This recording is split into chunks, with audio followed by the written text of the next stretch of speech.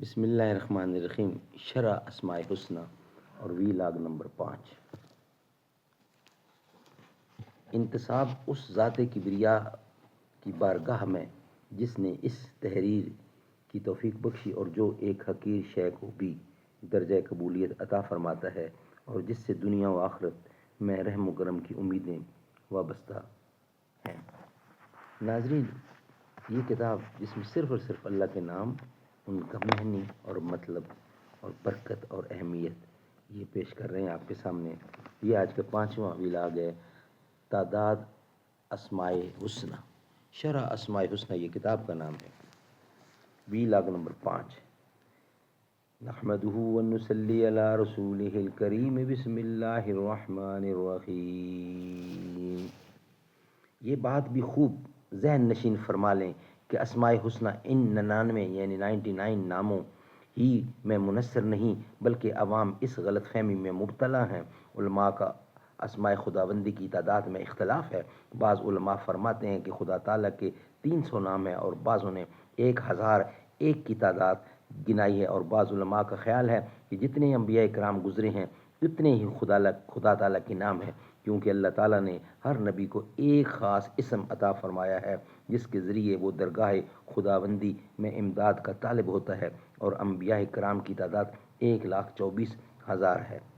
لیکن اکثر علماء اور صحابہ کے نزدیک یہ قول قابل قبول نہیں، بلکہ ان کا اتفاق اس بات پر ہے کہ خدا کے ناموں کی کوئی حدود انتہا نہیں، یعنی حد اور انتہا نہیں.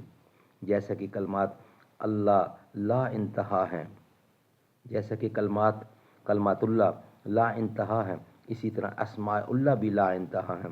یہی حضرت عبداللہ بن عباس رضی اللہ عنہ کا ارشاد ہے اور یہی تمام اہل سنت والجماعت کا مسلک ہے. واللہ اعلم بالصواب. لیکن ان میں سب سے زیادہ معروف اور معذور اشرف وہ اسماء حسنہ ہیں جنہیں امام ترمذی رحمۃ اللہ نے اپنی جامع میں ابو ہریرہ رضی اللہ عنہ سے نقل فرمایا ہے. یاد رکھیے کہ تمام اسماء حسنہ چاہے وہ حدیث ترمذی میں مروی ہوں یا نہ ہوں، تینوں اقسام پر مشتمل ہیں.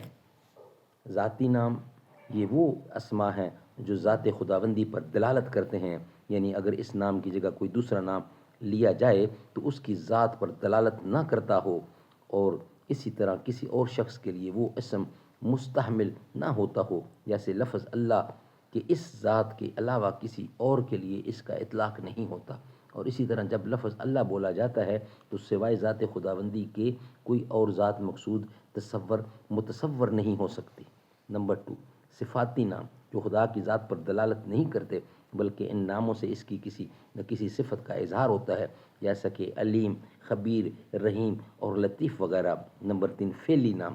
ان اسماء کا مقصود یہ ہے کہ وہ اللہ تعالیٰ کے کسی نہ کسی فعل پر دلالت کرتے ہوں، جیسے عبدی، معید، خالق، مبدی. اللہ تعالیٰ کے جتنے بھی اسماء ہیں سوائے لفظ اللہ کے انہی 2 اقسام پر مشتمل ہیں، صفاتی یا فعلی. حدیث ترمذی میں جو اسماء گرامی آئے ہیں ہم ذیل میں ان کی تفصیل پیش کرتے ہیں، اور علماء اور عوام کے مابین یہی اسماء حسنہ کے نام سے مشہور ہیں.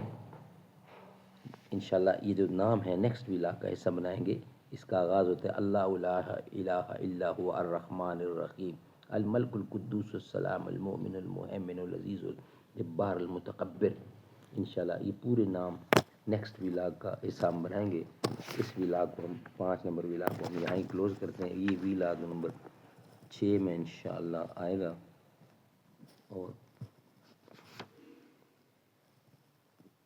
یہاں ہی ہم ناظرین ڈیلی بیس پر ہم اللہ کے ناموں کا ایک ویلاگ آپ کے سامنے رکھ رہے ہیں. السلام علیکم.